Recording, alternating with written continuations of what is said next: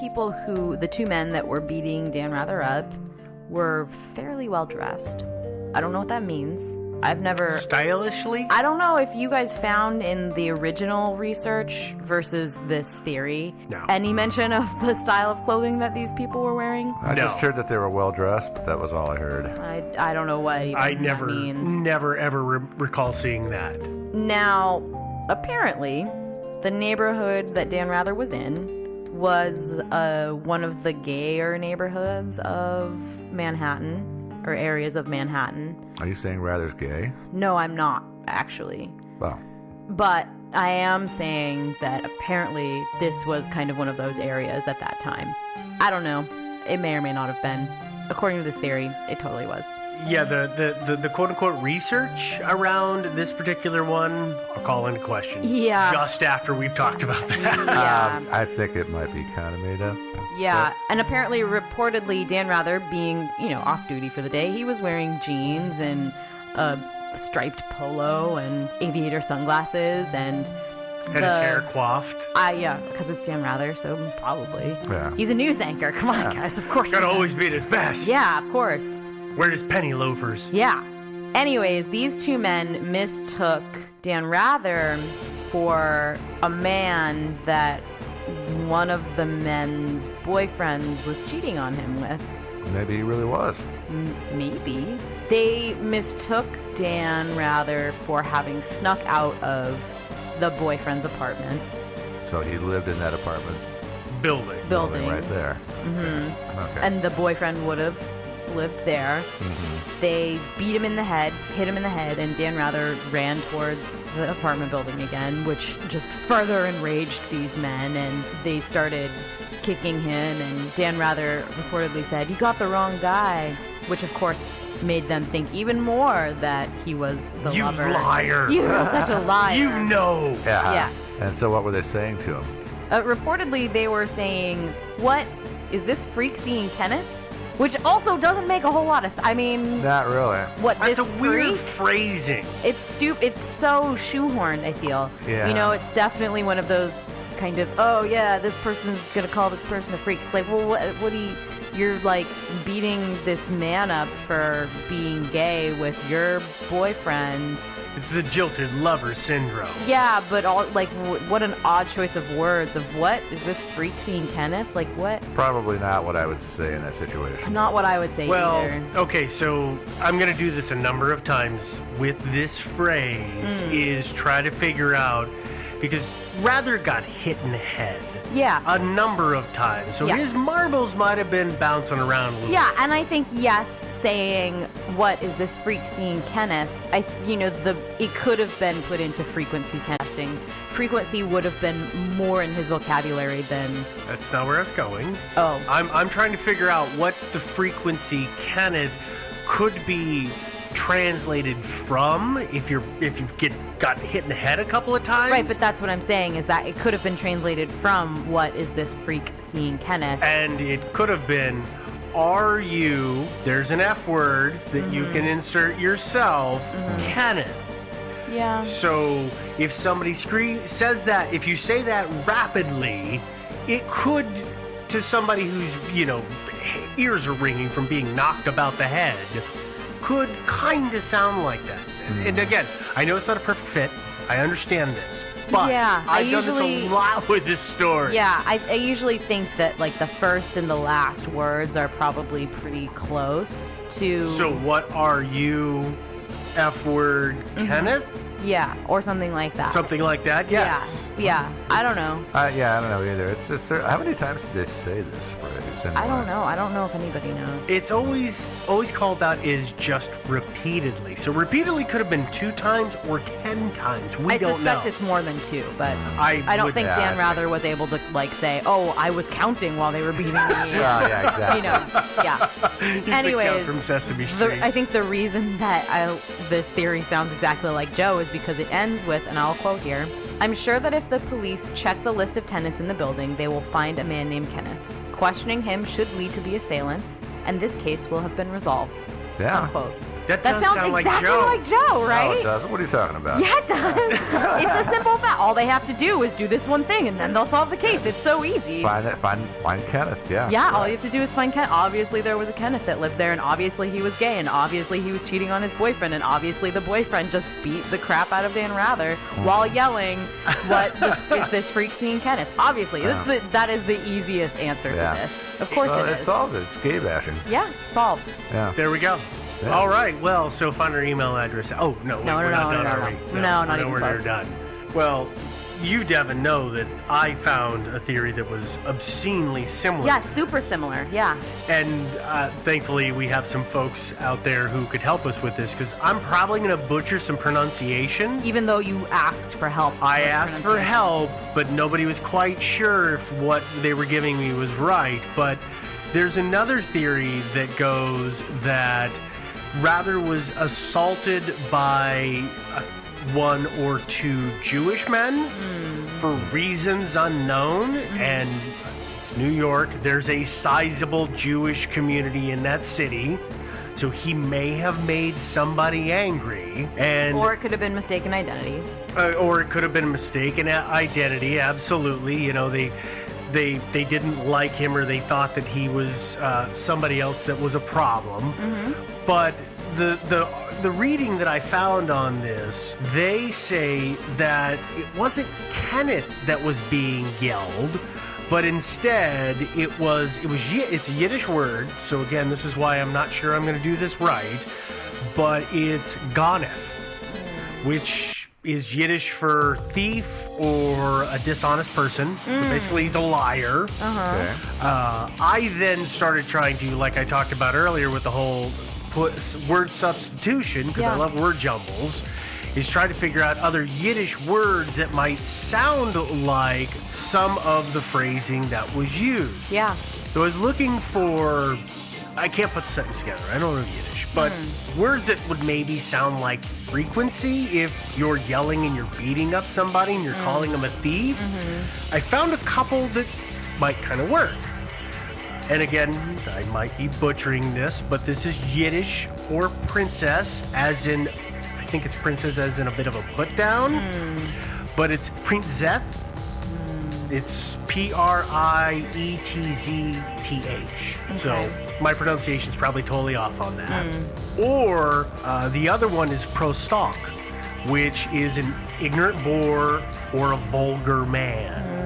So I could see these words, if this other theory that I had where he's being attacked by a couple of Jews who are angry at him for I don't know what reason, then it could be that everything that was yelled at him was yelled in Yiddish. So he had no idea what it was, so he put it together as best he could in English. And please don't rely on my terrible pronunciation, but it could completely be that.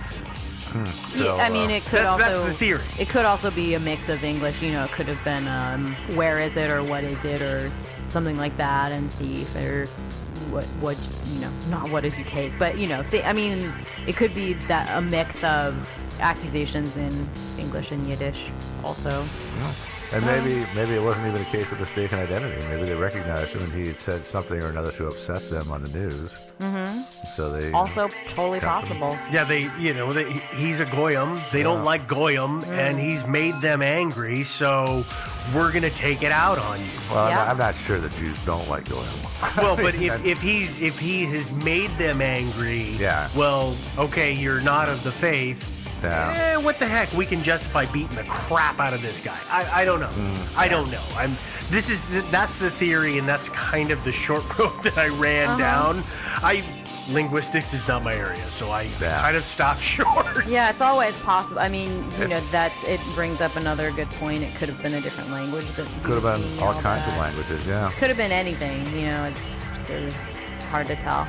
The next theory is fun. I like this theory, and actually this is the theory that was brought to our attention with the story. It was? Yeah. Oh, Yeah. nice. This is the #1 copy-paste theory on the internet. And since it's copy-paste, we're going to copy-paste it too. Because there's really, I think the telling of it is pretty good, and I literally copy paste. Everywhere Well- I've ever seen it is literally copy paste. I copy pasted it into the script. I think that this is the best telling of it. We're not gonna just read it word for word though. I think we may have to do that. I actually We're think gonna that read portions of it. to give it its full due, we've got to read some pop culture references because Yeah. it's been around long enough. Are you guys ready? Yeah. Let's do this. All right. On the evening of October 4th, 1986, Dan Rather was attacked by William Tagger, who, contrary to popular belief, had a very good reason for attacking Rather. Bill Tagger was born in the year 2265. Bill Tagger is from the future. Bill Tagger is not of our planet. Well, technically he is from Earth, but not from our Earth. Tagger comes from an Earth in a parallel universe, and he was sent here by the government of his planet. On Tagger's Earth, the entire planet is under control of one government. Tagger's worldwide government had been experimenting with time travel to parallel universes, which involves a warp of the space-time continuum for almost 150 years. Bill Tagger, a convicted felon on his planet, volunteered to be the first human test pilot on the condition that he be given a full pardon when he returned. Does this sound familiar to anybody? Does It's it called sound- 12 Monkeys. Kind of like that, yeah. Which is, by the way, a good movie. Oh, yeah. I gotta see that again. Yeah. On Tagger's Earth, the vice president of the world is a man named Kenneth Burroughs, who just happens to look exactly like Dan Rather. Before Tagger entered the time travel chamber, he was paid a visit by Vice President Burroughs and told that he had a transmitter implanted in his brain, and if he chose to remain in the section of time and space that he was being sent to and didn't return to the designated time, he would be barraged with messages to return until he came back and reported on his mission. Then, and only then, would the transmitter be removed and he'd be given his full pardon. Tagger's trip was successful and he landed in New York on September 1st, 1986. All was going as planned, and Tagger had prepared for his return to his own time when he was mistakenly arrested for putting coins in expired meters. After spending 30 days in jail and staying on our planet for 14 days longer than he was supposed to, Tagger started receiving extremely hostile messages from Vice President Burroughs telling him to return immediately. Politicians can be such jerks. Right? Yeah. His window... How could he get 30 days for feeding a meter? I don't know. I think it's not real, Joe. Oh, you think so? Back to story time. Okay, sorry.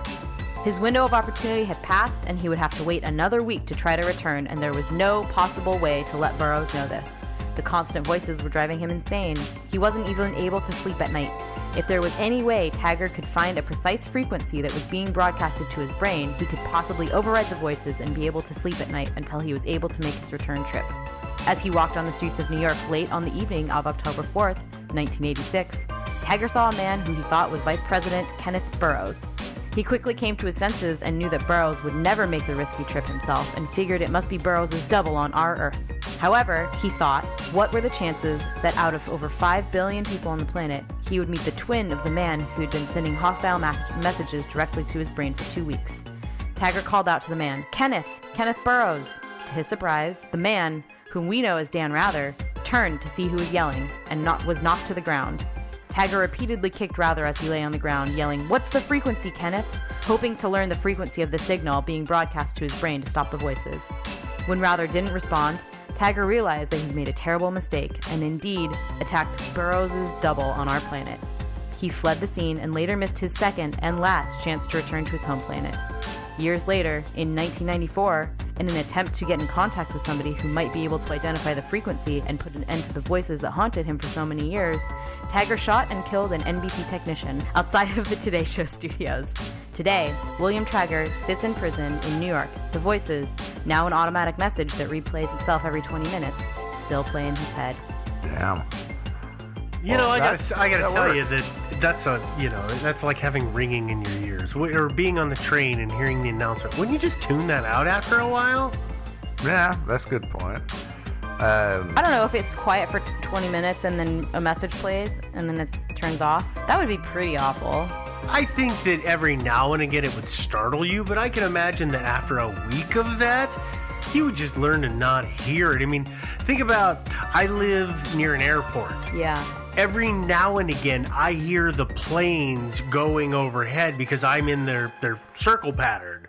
But but most of the time, I'll look up. Oh, hey, there's a plane. And then suddenly realize that it is this ragingly loud noise. Yeah. Yeah. No, the other thing he could have done was he could have gone to a neurologist and just said, "Hey, I'm getting weird things going on with my eyesight and stuff, and I think I might have a brain tumor."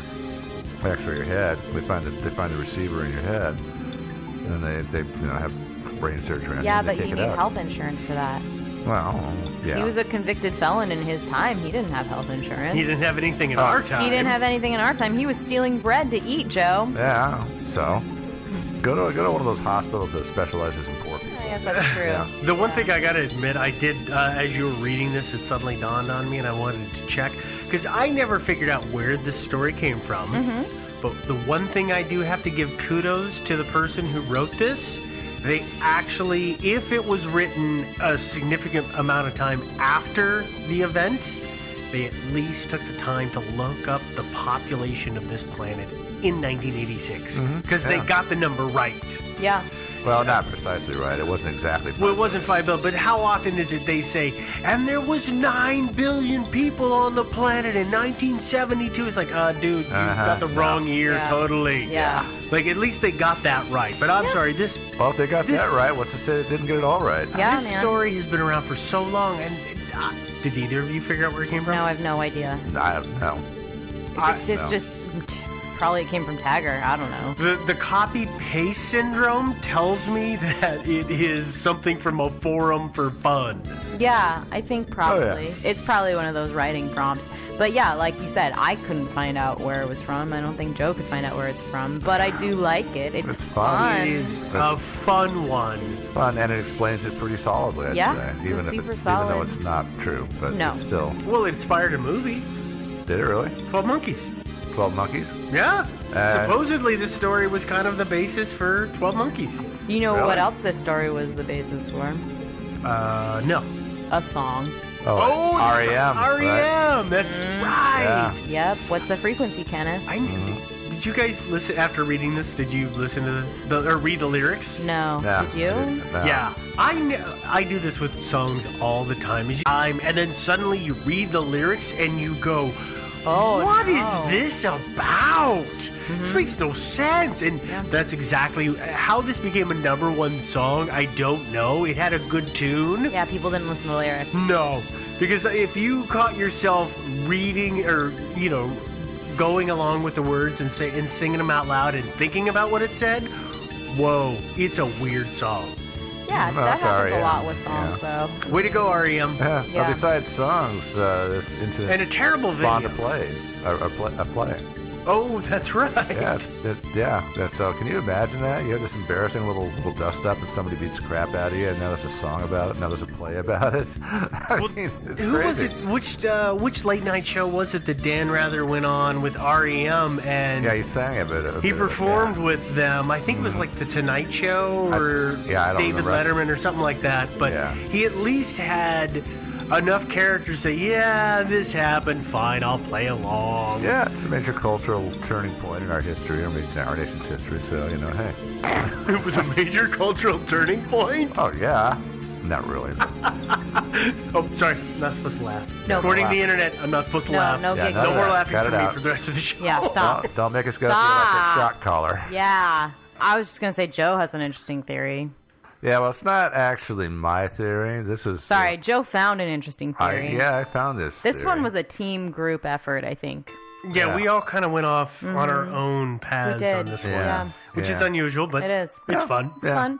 Yeah, so this guy, the guy who came up with this theory is named Paul Limbert Ullman, and he wrote an essay in Harper's Magazine in December of 2001, in which he drew a connection between Dan Rather and a writer named Donald Barthelme.